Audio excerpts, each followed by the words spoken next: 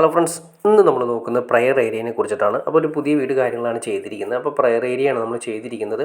ഒരു സൈഡിലായിട്ട്, അതായത് നല്ല നീറ്റായിട്ട് വരുന്ന ഏരിയകളാണ് നമ്മൾ സെലക്ട് ചെയ്തിരിക്കുന്നത്. പ്രയർ ഏരിയ ഇവിടെ ചെയ്തിരിക്കുന്നു മൾട്ടിവുഡിലാണ് ചെയ്തിരിക്കുന്നത്. അതിൻ്റെ ഹൈറ്റ് നിങ്ങൾക്ക് മനസ്സിലാക്കാൻ സാധിക്കും. അതായത് ജനലിൻ്റെ തൊട്ട് മുകളിലായിട്ട് അല്ലെങ്കിൽ ജിൻറ്റിൽ വരുന്നുണ്ട്, അതിൻ്റെ ലെവലിൽ നിന്ന് കുറച്ചുകൂടി പൊങ്ങി നിൽക്കുക. അതിൽ ലിൻറ്റിൻ്റെ ഏറ്റവും എൻഡ് വരുന്ന രീതിയിലാണ് ചെയ്തിരിക്കുന്നത്. പിന്നെ ഈ ചെയ്തിരിക്കുന്ന എല്ലാം തന്നെ മൾട്ടിവുഡിലാണ് ചെയ്തിരിക്കുന്നത്. മൾട്ടിവുഡ് ചെയ്തിരിക്കുന്നു. അതിൻ്റെ ഏറ്റവും ടോപ്പിലായിട്ട് 3 ലൈറ്റ്സുകൾ, സ്പോർട്സ് ലൈറ്റ്സുകൾ നിങ്ങൾക്ക് കൊടുത്ത് കാണാൻ സാധിക്കും. അതായത് നമുക്ക് അലൈൻ ചെയ്യുന്ന രീതിയിൽ, അതായത് ടിൽറ്റ് ചെയ്യുന്ന രീതിയിലുള്ള 1 വാട്ടോ 2 വാട്ടോ നമുക്ക് അതിൽ കൊടുക്കാവുന്ന രീതിയിൽ 3 ഹോളുകൾ കൊടുത്തിരിക്കുന്നത് കാണാൻ സാധിക്കും. ഓൾറെഡി അതിനകത്ത് വയറ് കാര്യങ്ങളൊക്കെ ചെയ്തിട്ടുണ്ട്. ഇനി അത് കൂടാതെ തന്നെ തട്ടുകളായിട്ടാണ് കൊടുത്തിരിക്കുന്നത്. ആ രൂപങ്ങളൊക്കെ വയ്ക്കുന്നതിന് വേണ്ടിയിട്ടാണ് തട്ടായിട്ട് കൊടുത്തിരിക്കുന്നു. പിന്നെ ബൈബിൾ വയ്ക്കുന്നതിന് വേണ്ടിയിട്ട്, പിന്നെ ഏറ്റവും താഴെയായിട്ടൊരു ഡ്രോ കൊടുത്തിട്ടുണ്ട്. അത്യാവശ്യം പ്രാർത്ഥനാ പുസ്തകവും കാര്യങ്ങളും അങ്ങനെയുള്ള കാര്യങ്ങളൊക്കെ വയ്ക്കുന്നതിന് വേണ്ടിയിട്ടാണ് നമ്മൾ അങ്ങനെ ചെയ്തിരിക്കുന്നത്.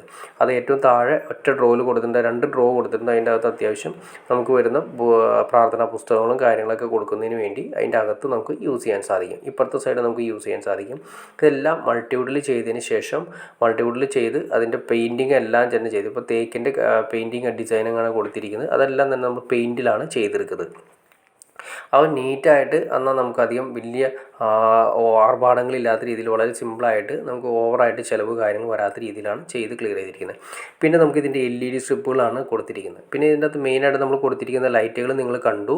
ഏറ്റവും ടോപ്പിലായിട്ട് 3 സ്പോട്ട് ലൈറ്റ് ടിൽറ്റ് ചെയ്യുന്ന രീതിയിലാണ് കൊടുത്തിരിക്കുന്നത്.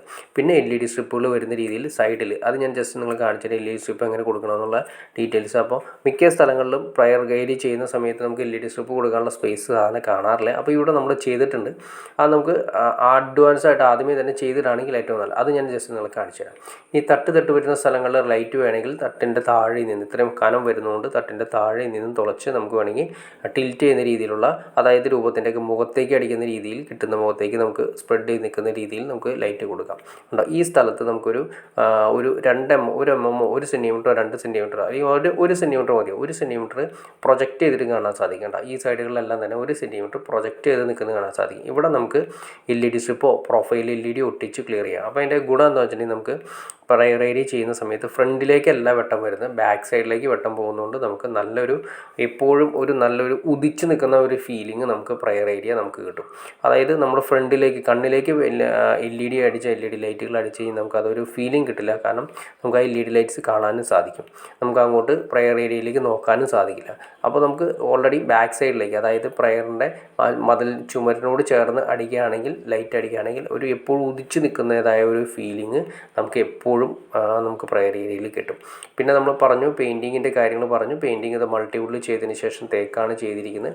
നമുക്ക് ആ ഗ്യാപ്പ് വരുന്നുണ്ട്, ബാക്ക് സൈഡിൽ വരുന്ന വൈറ്റിഷ് ഏരിയയിൽ വേണ്ടി ടെക്സ്ചർ വർക്കോ കാര്യങ്ങളൊക്കെ ചെയ്താൽ നല്ല നീറ്റായിരിക്കും. അത് നമ്മുടേതായ ഒരു ഡിസൈനിൽ നമുക്ക് ചെയ്തെടുക്കാൻ സാധിക്കും. ഓക്കെ ഫ്രണ്ട്സ്, നിങ്ങൾക്ക് വീഡിയോ ഇഷ്ടപ്പെടുമെന്ന് വിചാരിക്കുന്നു. ഇനി എന്തെങ്കിലും ഡൗട്ട്സ് കാര്യങ്ങളുണ്ടെങ്കിൽ തീർച്ചയായിട്ടും കമൻറ്റ് ചെയ്യാൻ മടിക്കരുത്. അതുപോലെ ഷെയർ ചെയ്യാനും മടിക്കരുത്. ചാനൽ ഒന്ന് സബ്സ്ക്രൈബ് ചെയ്യാനും മടിക്കുക. എന്നാലും മാത്രമേ നമുക്ക് ഇതിലുള്ള ഇൻഫോർമേറ്റീവ് വീഡിയോസ് ചെയ്യാനുള്ള ഒരു മോട്ടിവേഷൻ ലഭിക്കുള്ളൂ. തീർച്ചയായിട്ടും ചാനൽ ഒന്ന് സബ്സ്ക്രൈബ് ചെയ്തേക്കുക, ലൈക്കും കൂടി ചെയ്തേക്കുക, ഷെയറും കൂടി ചെയ്തേക്കുക. ഓക്കെ ഫ്രണ്ട്സ്, അടുത്ത വീഡിയോയിൽ കാണുന്നവരെ ഓക്കെ.